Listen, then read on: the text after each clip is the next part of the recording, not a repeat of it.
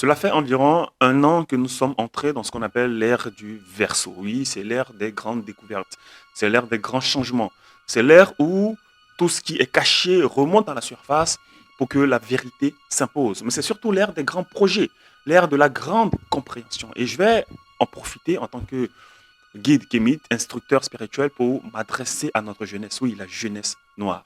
Je vais utiliser, comme le faisaient nos anciens, des contes, donc une histoire pour essayer de faire passer le message, faire comprendre les choses. Parce que j'estime que si nos ancêtres le faisaient, c'est parce que c'était la meilleure façon pour notre peuple de comprendre les choses. Parce qu'il fallait toujours illustrer à travers des histoires, à travers des mythes, etc. Et donc j'aimerais pour cela avoir toute votre attention. C'est parti.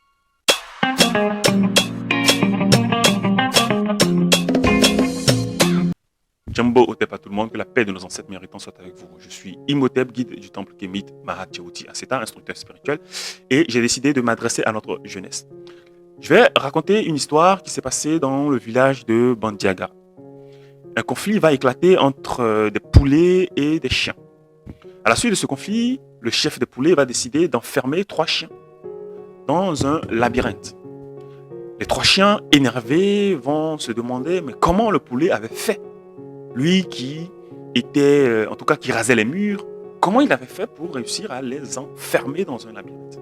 Alors les 3 énervés vont décider de mettre en place une stratégie, d'élaborer une stratégie, mais chacun dans son coin, chacun de son côté. Le premier va décider, après réflexion, d'aller voir le poulet, d'aller voir un des poulets. Parce que je rappelle que dans ce labyrinthe-là, il y a des gardes-poulets qui surveillent le comportement des chiens. Donc le premier chien, lui, il va décider de s'approcher d'un des gardes-poulets et puis dans une façon très sympathique de discuter, dans une façon très sympathique de parler des choses extérieures. Et il va se dire, je vais demander une carte parce que si le garde-poulet était à l'intérieur, alors il avait la carte pour sortir. Donc, je vais aller naturellement le voir pour lui demander une carte pour sortir de ce labyrinthe. Le deuxième chien, quant à lui, il va trouver la stratégie du premier faible, médiocre, peu glorieuse, peu... Il va alors décider, lui, une autre stratégie. Il va se dire, bon, comment on fait pour avoir les faveurs du garde-poulet? Alors, je vais me déguiser en poulet. Donc, il met ses accoutrements de poulet et va se rapprocher du garde-poulet en espérant justement avoir les faveurs de ce garde-là. Parce que dans son esprit, si le garde-poulet le voyait comme étant son semblable, alors ils allaient sympathiser et le garde-poulet allait peut-être lui révéler les secrets du labyrinthe. Le troisième, quant à lui, aura une stratégie totalement différente des 2 premiers chiens. Il va crier au scandale en disant que les 2 premières stratégies ne servaient à rien et qu'elles étaient des stratégies faibles, des stratégies partisanes, des stratégies d'aliénés. Donc lui allait réfléchir de son côté parce qu'il a un cerveau comme les poulets, donc forcément la solution ne viendrait que de lui. Donc il va dans son coin réfléchir pour essayer de trouver une porte de sortie. Parce que si les poulets avaient construit ce labyrinthe, alors ils ont pu sortir par une porte. Si des poulets étaient à l'intérieur aussi du labyrinthe en tant que gardien, alors il existe bel et bien une porte ou des portes. Alors lui, il va réfléchir de son côté pour trouver la stratégie pour sortir de ce labyrinthe. Je vais ouvrir une parenthèse en vous posant une question. Selon vous, laquelle des 3 stratégies est la meilleure? Les amis, j'ai utilisé ce conte pour décrire les 3 types de jeunes africains. En tout cas, les 3 façons de fonctionner de notre jeunesse. Je vais expliquer dans les détails ce que représentent en tout cas ces 3 jeunes-là, ou ces 3 types d'actions de notre jeunesse. Je ne vais pas, les amis, pour cela utiliser un langage olympien, c'est-à-dire un langage beaucoup plus soutenu que Molière lui-même, comme le font certains Noirs, en estimant que pour s'adresser à la jeunesse noire, il fallait utiliser des langages académiques, en tout cas des langages de l'Académie française, parce que ils estimaient que c'était le seul moyen de se faire applaudir. Non, moi j'estime qu'il faut parler à la jeunesse noire et non à une jeunesse complexée, parce que en sortant des mots que les gens ne comprennent pas, le seul but c'est de se glorifier soi-même, de s'auto-glorifier. Et ce n'est pas le cas, j'espère, pour moi, parce que le plus important pour moi c'est se faire comprendre et non se faire applaudir. Je vais utiliser comme tous les jours, les amis, un langage simple. On va décrire les 3 types de jeunes. Le premier, c'est celui qui s'est retrouvé au sommet France-Afrique. Non, attendez, excusez-moi, Afrique-France. Parce que certains pensent qu'en inversant l'emplacement des choses, cela pouvait apporter un changement. Ok, bon. allons dans ce sens. Le premier va se retrouver dans ce sommet-là en estimant que la France ou tous ceux qui avaient justement contribué à la destruction de l'Afrique pouvaient, eux, leur apporter des solutions, leur apporter la carte, les solutions. Parce que, bah oui, qui d'autre que celui qui te met en prison, qui te maintient en prison, a les clés de ta libération. Ça, c'est le premier jeune.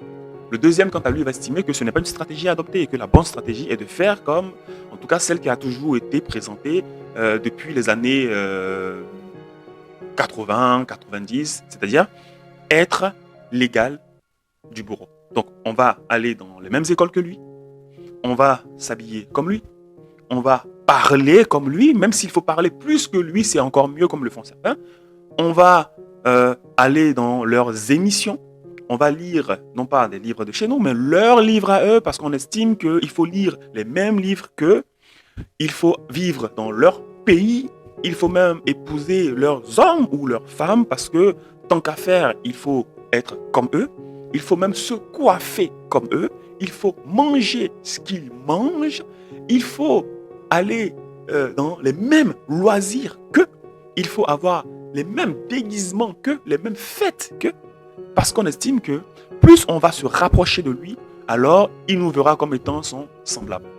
Et que quand il nous verra comme étant son semblable, alors sa haine de nous ou toutes les stratégies contre nous vont se dissiper et donc on va pouvoir vivre en parfaite harmonie. Ça, c'est le deuxième. Et il y a le troisième.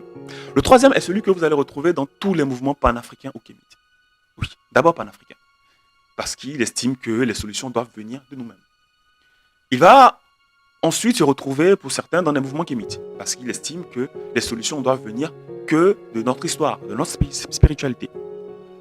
Malheureusement, en tout cas heureusement, j'en sais rien, c'est celui qu'on va trouver dans des mouvements qui vont toujours exploser. C'est-à-dire qu'il va entrer, il va intégrer des groupes panafricains ou des groupes kémites et il va vouloir imposer ses idées.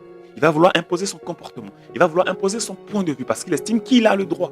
Parce qu'il estime que dans un mouvement africain, tout le monde doit prendre la parole. Tout le monde doit s'exprimer. Tout le monde doit imposer sa direction. Tout le monde doit imposer ses idées, quitte à créer des conflits parce qu'il va dire, et c'est ce qu'il a l'habitude de dire, j'ai le droit. J'ai le droit. J'ai le droit de ma liberté d'expression. J'ai le droit de dire ce que je veux. J'ai le droit de faire ce que je veux. J'ai le droit d'imposer les directions que je veux. Si les gens ne suivent pas mon chemin, alors, quitte à faire exploser les choses, je ferai exploser la chose parce que je ne suis pas d'accord. Parce que j'ai apporté. Alors, si je ne suis pas d'accord, je peux détruire. Les amis, je vous laisse avec cette question-là. Comme je le disais, laquelle des trois stratégies est la bonne? Avant de vous laisser, je vous présente ce livre, Complot contre la jeunesse africaine de Doumbé Fakoli, qui est disponible dans notre bibliothèque, la bibliothèque Causons d'Afrique. Vous tapez sur internet www.causonsdafrique.com. Dans la rubrique livres, vous allez découvrir ce magnifique ouvrage qui coûte 14 € et qui m'a permis de comprendre les causes du drame de notre jeunesse. Ôtez pas tout le monde, partagez massivement cette vidéo et je serai ravi de vous lire en commentaire. Ciao.